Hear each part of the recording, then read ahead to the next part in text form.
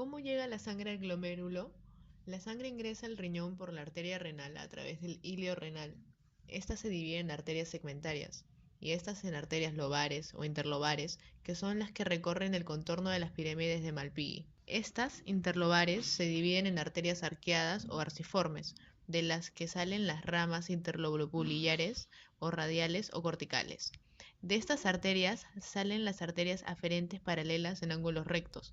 Cada una va a irrigar un glomérulo. ¿Cómo es el flujo sanguíneo renal? Un varón de 70 kilogramos tendrá un flujo sanguíneo renal equivalente al 22% del gasto cardíaco, que es igual a 1100 mililitros por minuto. Si recordamos que los riñones solo representan el 0.4% del peso total del cuerpo, podemos afirmar que es un flujo grande en comparación a lo que reciben los otros órganos. El objetivo del flujo sanguíneo renal es aportar la cantidad suficiente de plasma para la elevada filtración glomerular necesaria para una regulación precisa de los volúmenes del líquido corporal y las concentraciones de solutos. Esto explica que la regulación del flujo sanguíneo renal se relaciona con el flujo glomerular y las funciones excretoras de los riñones. Fracción de filtración. La fracción del flujo plasmático renal que se va a filtrar, también llamada fracción de filtración, está dada por el cociente de la filtración glomerular entre el flujo plasmático renal.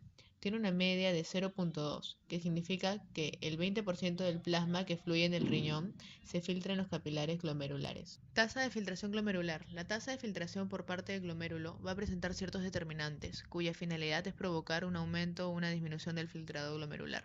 Los determinantes de la filtración glomerular son: primero, la suma de las fuerzas hidrostáticas y coloidosmóticas a través de la membrana glomerular, que da como resultado la presión de filtración neta, con siglas PFN. Y segundo, el coeficiente de filtración capilar glomerular, KF, donde este coeficiente de filtración está dado por el producto de la permeabilidad hidráulica por el área de superficie de los glomérulos de la cápsula de Bowman. Esto se resume en la ecuación matemática de la tasa de filtración glomerular.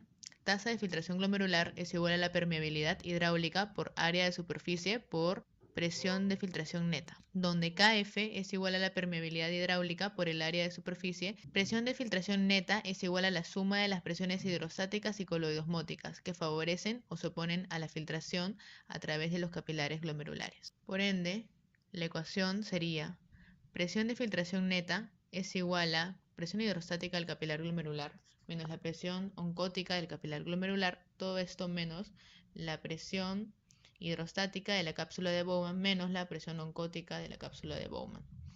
Entonces, para entender mejor esta ecuación, es necesario recordar que en total hay 4 presiones que tienen un rol importante en la filtración. Existe 2 presiones a nivel del glomérulo y otras 2 a nivel de la cápsula de Bowman. Dentro de los capilares glomerulares se encontrará la presión hidrostática, que favorece el filtrado sacando el plasma del glomérulo hacia la cápsula, y la presión oncótica o coloidosmótica del plasma, que se opone al filtrado. Esa presión está dada por la cantidad de proteínas que se puede encontrar en el plasma. Luego tenemos las otras 2 presiones de la cápsula de Bowman. La presión hidrostática en la cápsula, que es una fuerza que se opone al filtrado, ya que se encarga de sacar el plasma hacia el glomérulo, y la presión oncótica de la cápsula de Bowman, que favorece el filtrado. Pero esta presión en condiciones normales no patológicas se considera cero, ya que al no haber filtrado de proteínas hacia la cápsula de Bowman, la presión oncótica es casi nula. Y la ecuación nos quedaría de la siguiente manera: presión del filtrado neto es igual a presión de la cápsula glomerular menos la presiones hidrostáticas de la cápsula de Bowman menos la presión oncótica de los capilares glomerulares.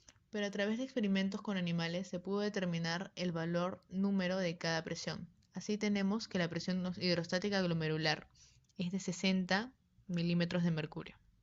La presión coloidosmótica glomerular es de 32 milímetros de mercurio. Y la presión hidrostática de la cápsula de Bowman es de 18 milímetros de mercurio.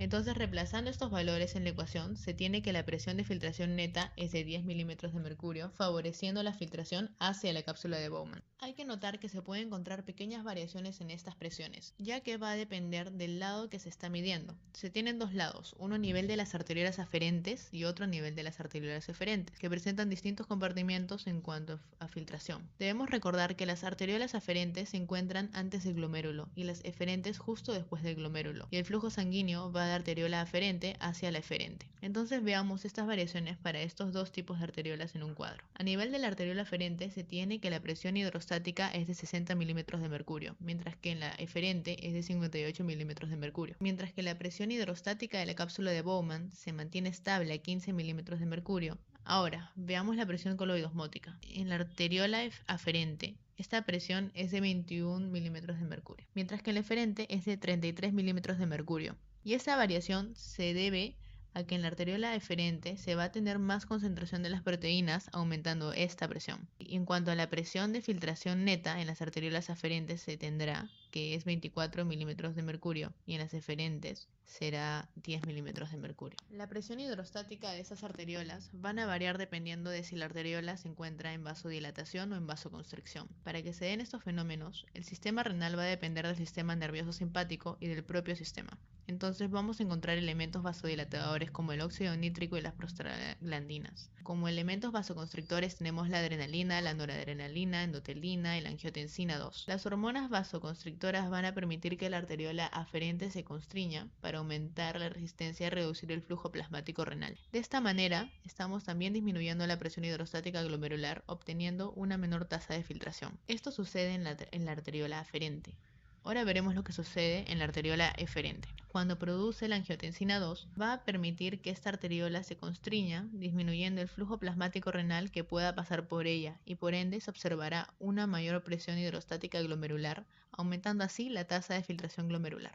Eso es en cuanto a las hormonas vasoconstrictoras. Ahora veremos de qué forma actúan las hormonas vasodilatadoras. Las hormonas dilatadoras, como la prostaglandina, van a producir que la arteriola aferente se dilate y así provocando una menor resistencia. Esto provoca que haya un mayor flujo plasmático renal, ya que habrá un mayor espacio en la arteria dilatada, conllevando un aumento de la presión hidrostática glomerular y así aumentando la tasa de filtración glomerular.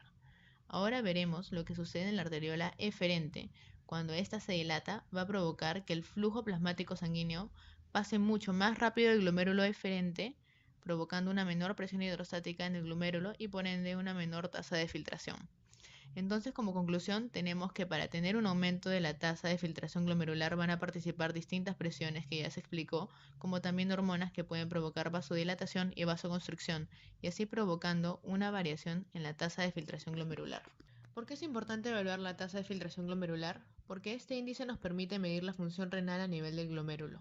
El rango normal de este índice es para varones 90 más menos 14 mililitros por minuto por metro cuadrado, para mujeres 60 más menos 10 mililitros por minuto por metro cuadrado, pero eso puede variar de acuerdo a la variación de factores ya explicados anteriormente. ¿Cómo se mide la tasa de filtración glomerular? Existen diversos métodos para medir o aproximar la medida de este índice. En primer lugar está la medida empleando inulina, el gold standard. Este método es el más preciso debido a que es un polisacárido con una gran facilidad para filtrarse. Tiene una reabsorción y una secreción netas iguales a cero en la nefrona, y no existen amilasas en la luz tubular que puedan degradarla. Por ello, todo lo que se filtra será excretado en la orina. Este método no es muy usado en la clínica, debido a que es muy incómodo para el paciente, ya que la insulina se tiene que inyectar de forma constante durante un periodo de tiempo muy largo. Otro método muy usado en la clínica, pero menos preciso que el de la inulina, es la estimación por medio de creatinina. La creatinina es un producto terminal del metabolismo de la creatina que el músculo exporta de modo continuo a la sangre. Debido a que esta producción a la masa de músculo y ya que ésta se mantiene constante, también la tasa de producción de creatinina se mantendrá constante. Además, la creatinina tiene una filtración libre a nivel glomerular. No posee absorción neta, pero sí de secreción neta, la cual es 10%, por lo cual se podría despreciar, lo que nos indica que todo lo que se filtra se va a excretar en la orina.